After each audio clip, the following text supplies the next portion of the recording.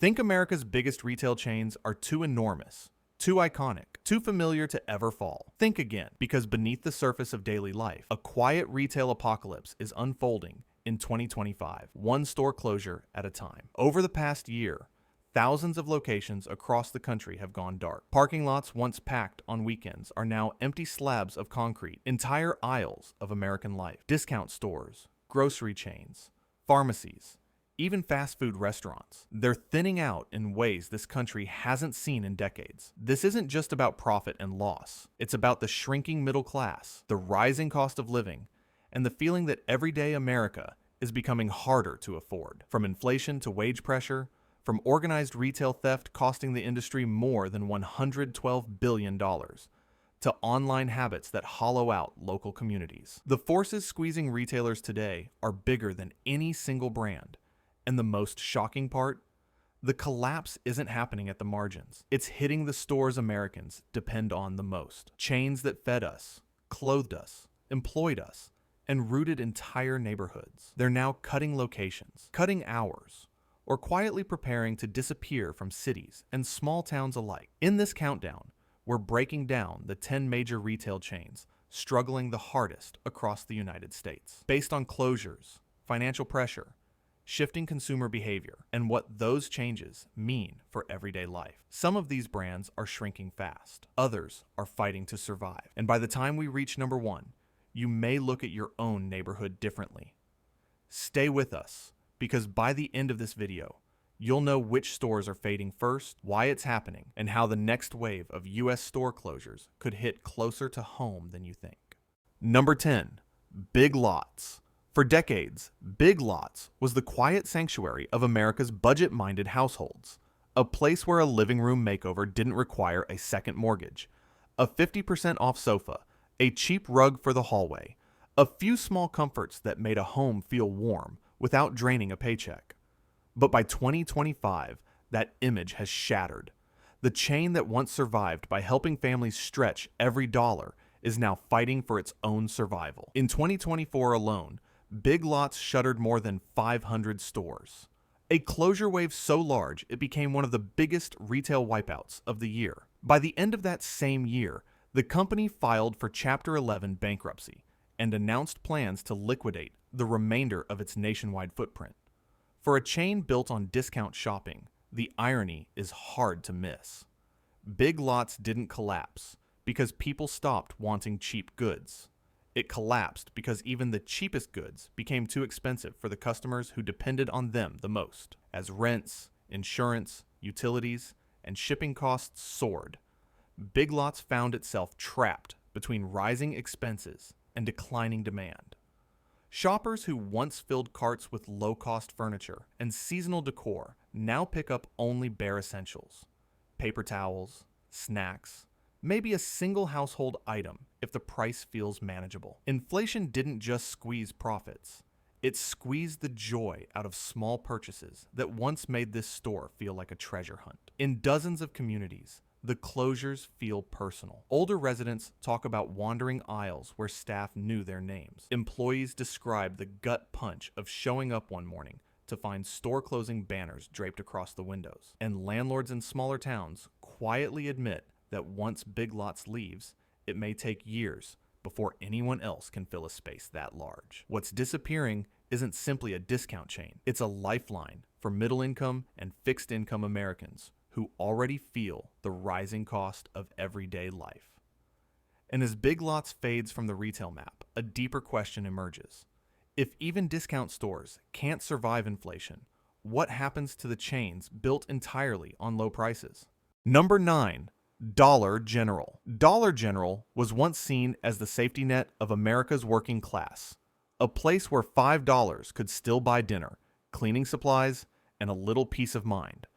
For more than a decade, the company opened stores at a relentless pace, sometimes 3 locations a day, spreading into rural towns, back roads, and neighborhoods that bigger retailers ignored. But by 2025, the chain built on low prices is discovering a painful paradox. When the cost of living crushes its customers, even cheap stops working. Early in 2025, Dollar General announced it would close roughly 140 underperforming locations including $96 general stores and 45 pop shelf stores. At the same time, executives quietly acknowledge something even more alarming. Shoppers are coming in less often, spending less when they do come, and avoiding discretionary items almost entirely.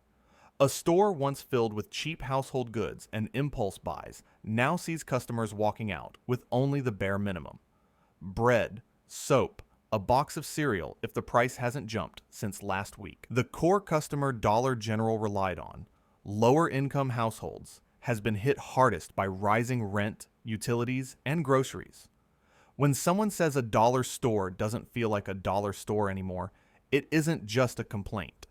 It's a symptom of the economic pressure squeezing millions of Americans at once. In many regions, a basic bottle of shampoo is now $6. Snacks cost $4, and the idea of stretching $10 across a week feels impossible. Inside the stores, the stress shows. Some locations operate with just one employee per shift: cashier, stocker, cleaner, and security all in one. Shelves sit half filled. Lights flicker. Cardboard boxes pile up in the aisles. These aren't signs of corporate neglect. They're signs of a retail model pushed beyond its limits. Dollar General isn't collapsing entirely. Far from it. The company still plans to open hundreds of new stores in higher performing areas. But the closures reveal a deeper truth. The communities that depended on Dollar General the most are the very places where it can no longer survive. Number 8. 7-Eleven. For decades, the glow of a 7-Eleven sign meant one thing. No matter the hour, no matter the neighborhood, convenience was always within reach. It was the comfort stop for night shift workers, the lifeline for last-minute medicine, and the only place open when the rest of the city slept. But by 2025, that once bright symbol of American convenience is dimming, quietly, steadily, and in places where it matters most. In late 2024, 7 & I Holdings, the parent company of 7-Eleven, announced it would close roughly 444 stores across North America. It's one of the largest convenience store retrenchments in recent memory. The reasons aren't surprising, but they are deeply worrying. Rising operating costs, surging insurance premiums, and crime levels that make 24-hour operations harder and riskier to maintain. Some franchises report shoplifting dozens of times a week. Others say they simply can't find employees willing to work overnight anymore. In several cities, the fallout is visible. Stores reduce hours, shutting down at midnight for the first time in decades. Steel gates appear over windows that used to stay open around the clock. Card machines sit behind plastic shields. And in neighborhoods that relied on 7-Eleven for late-night essentials, medicine, baby formula, a gallon of milk, the closures feel like more than a business decision. They feel like a retreat. What many people don't realize is that the modern American lifestyle was built around the assumption that convenience is limitless. But when the economics of staying open no longer make sense, a 24/7 model begins to break. Electricity, staffing, insurance, and security now outpace the profit from midnight coffee and early morning snacks. For seniors, night shift workers, and low-income families, losing a store like 7-Eleven is more than inconvenient. It's destabilizing. The lights that once promised safety and reliability now flicker with uncertainty. Number 7. Best Buy. There was a time when walking into a Best Buy felt like stepping into the future. Rows of glowing laptops, the thump of demo speakers, walls of brand new televisions lighting up the aisles. This was where Americans first touched tomorrow. Families tested gadgets together on weekends. Teenagers saved up for their first headphones. And for many people, Best Buy was more than a store. It was a ritual. But by 2025, that familiar blue and yellow world is dimming. While Best Buy is not collapsing outright, it is shrinking in ways that reveal a deeper shift in how Americans shop for technology. Since 2020, the company has closed dozens of stores, including 24 locations in fiscal 2024, with plans to shut another 10 to 15 stores through fiscal 2025. On paper, that may not sound catastrophic, but the trend is unmistakable. Fewer stores, smaller footprints, and a quiet retreat from markets that once depended on in-person tech retail. The challenge isn't a lack of interest in technology. Americans still love gadgets. They just don't love the process of going to a store to buy them. Most shoppers now browse at Best Buy, then order from Amazon, where the price is lower, delivery is faster, and the checkout line doesn't exist. Meanwhile, rent for large tech showrooms can reach sky-high levels, especially in urban areas. Add insurance, utilities, wages, and the constant need to refresh inventory, and the economics start to break down. For older customers, the shift feels personal. Many say they hate buying electronics online. They want to touch the product, hear someone explain the differences, ask real questions. But with fewer specialists on the floor and fewer stores overall, that experience is disappearing. A showroom without staff doesn't inspire confidence. It simply feels abandoned. Best Buy isn't dying, but it is transforming. The chain is leaning more heavily into online sales, smaller formats, and automated fulfillment. And as those big blue stores fade from America's retail map, one truth becomes clear. When even technology retailers struggle to justify physical space, the impact ripples far beyond electronics. Number 6. Subway. For years, Subway was the unofficial lunchroom of America. The smell of freshly baked bread, the clatter of toppings behind the counter, the familiar, "What can I get for you today?" It was the kind of everyday comfort millions of Americans didn't think twice about. With more than 27,000 locations at its peak, there were towns where Subway outnumbered gas stations, schools, and even local diners.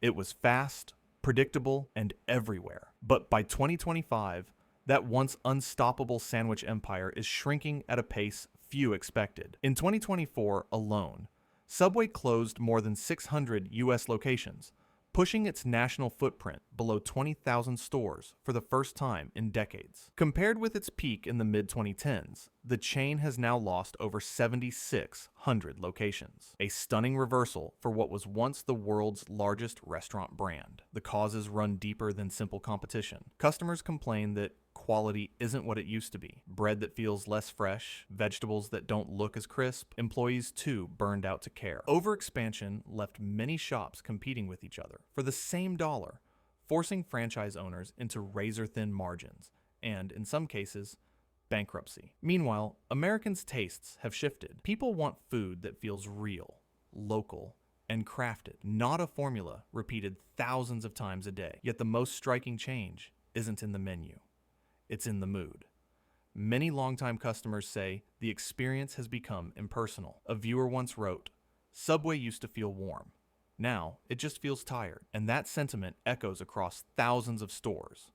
Less joy, less care, less connection.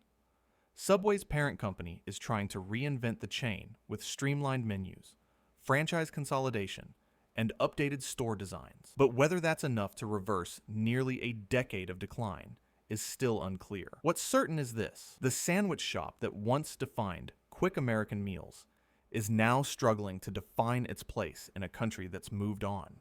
Number 5. Walgreens.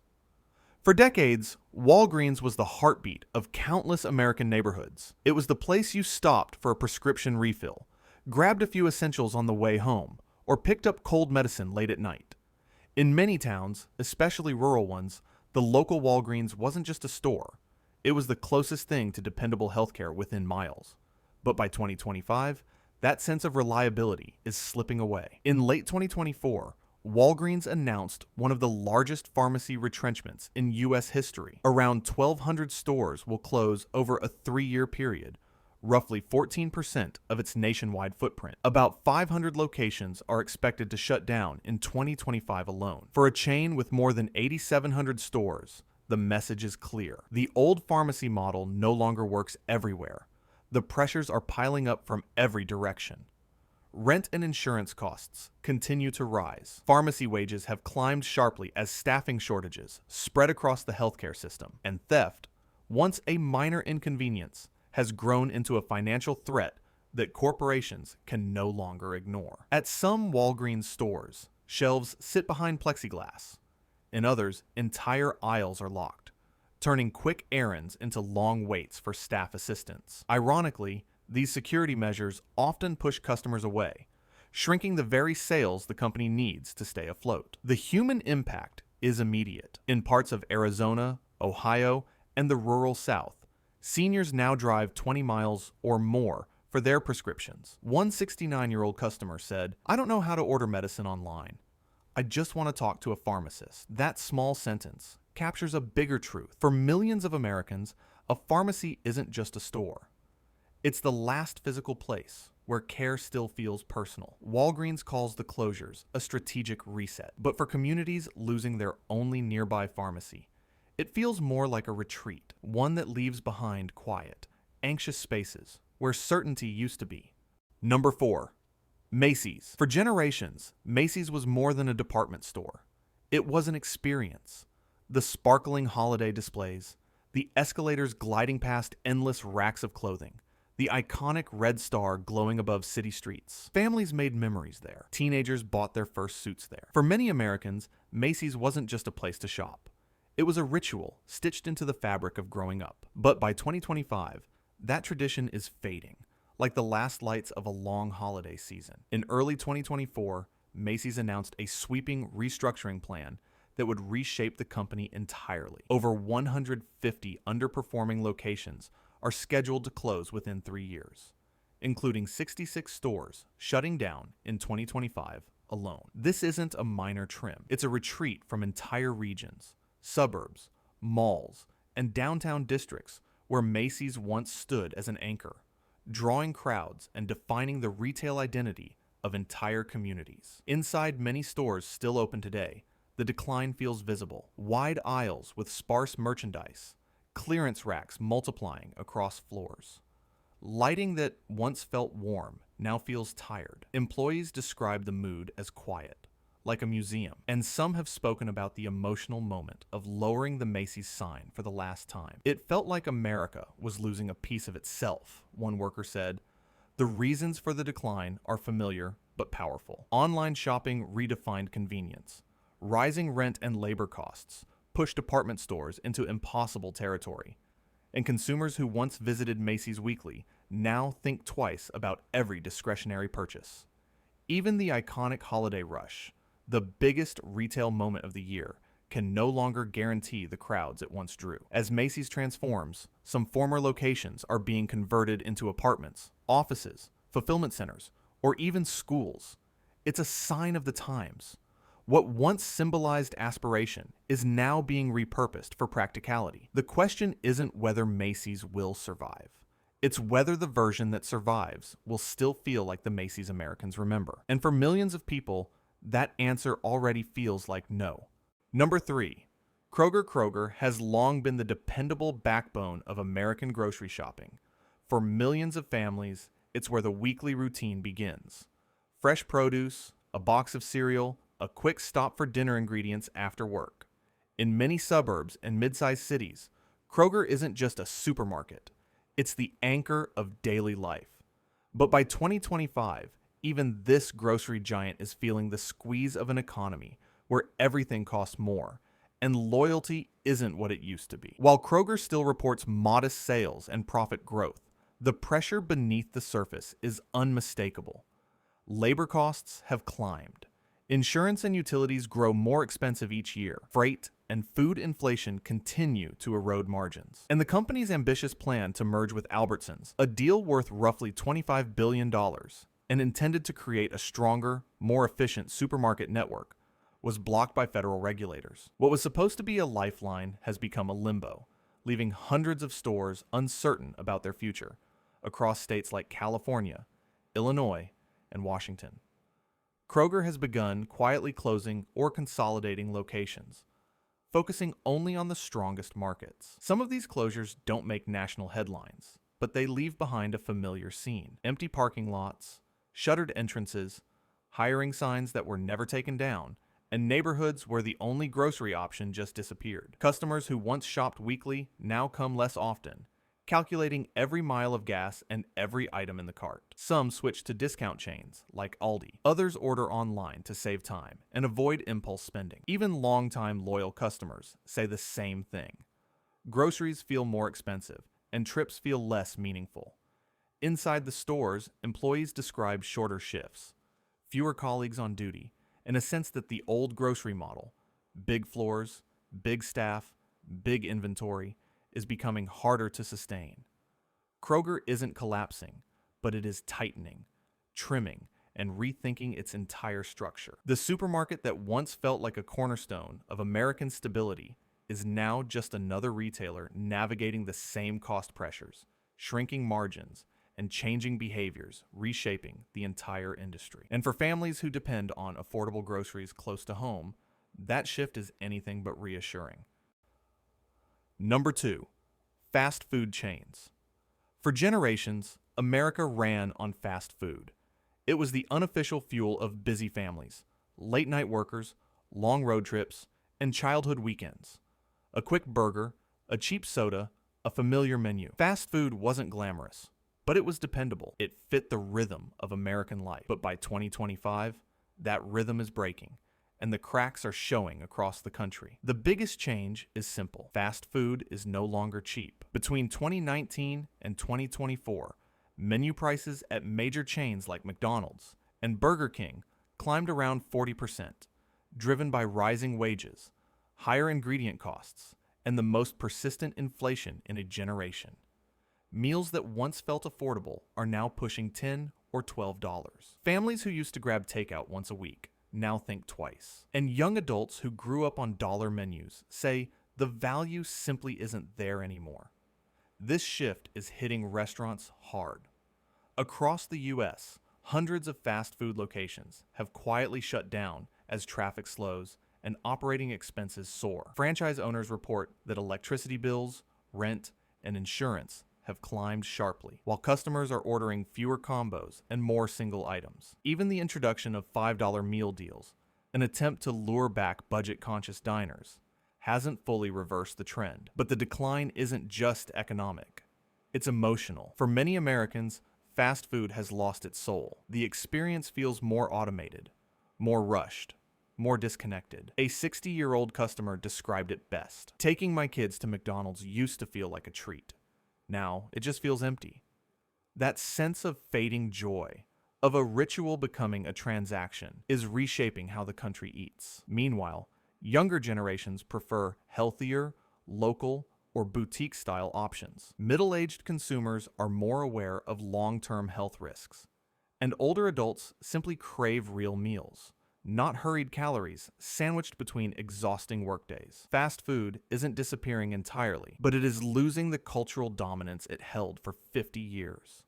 The golden arches, the drive-through speakers, the smell of fries in a paper bag. Those symbols still exist, but the meaning behind them is fading. And if the chains that once fed America at a low cost are struggling, the final question becomes inevitable. What happens when the biggest, most essential retailer of them all starts to feel the same pressure? Number 1, Walmart. For half a century, Walmart has been the center of everyday American life. It's where families bought groceries, where parents picked up school supplies, where retirees walked the aisles each morning as part of their routine. In small towns, Walmart wasn't just a store. It was the economic heartbeat, the jobs, the foot traffic, the tax base, the sense of community. But by 2025, even this giant is feeling the strain of a retail landscape shifting under its feet. Despite generating over $600 billion in annual revenue, Walmart is facing a silent threat that grows each year: retail theft and organized shoplifting. According to national industry estimates, shrink cost U.S. retailers more than $112 billion, and Walmart has publicly acknowledged that losses are unacceptable and increasingly difficult to absorb. In certain locations, especially those with rising crime or high operating costs, stores have been forced to shut down, often with little warning. And when a Walmart closes, the impact hits harder than almost any other retailer. Hundreds lose their jobs. Local tax revenue evaporates. Entire shopping plazas grow dark. The pressures aren't limited to theft.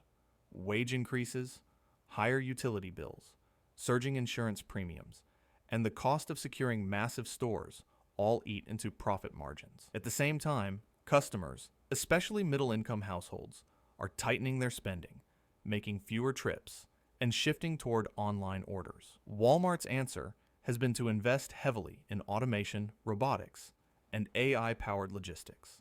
It's a strategy that boosts efficiency, but also signals a long-term shift toward fewer physical stores and leaner staffing. For older Americans, the change feels deeply personal. Many describe Walmart as the one place that made them feel connected, a familiar routine in an increasingly unpredictable world. When their neighborhood store closes, they don't just lose convenience, they lose a piece of belonging. Walmart isn't collapsing, but it is evolving in ways that reflect a larger truth. If a corporation this massive is tightening, retreating, and rethinking its footprint, then the forces reshaping American retail aren't temporary. They're structural, and what disappears with Walmart isn't just a store. It's the center of gravity for entire communities. The shifts we've seen across these 10 retailers are more than isolated struggles. They're signs of a deeper transformation shaping everyday American life. Rising costs, shrinking margins, and the rapid pace of online shopping have created the conditions for a retail apocalypse, where even the most familiar brands are forced to retreat or reinvent themselves. Communities feel the impact first. Longer drives for essentials, fewer late-night options, and entire plazas going dark as U.S. store closures accelerate. Yet within this disruption, something new may emerge. Smaller shops and local businesses are stepping into spaces once dominated by national chains, rebuilding connection in ways large retailers no longer can. And as the retail apocalypse of 2025 unfolds, the question becomes personal. How close will the next closure come to your own neighborhood? If this breakdown helped you see the bigger picture, make sure to like this video and subscribe for more in-depth analysis of housing markets, cost of living trends, and the changing American landscape. Additional resources and detailed information are available in the description below.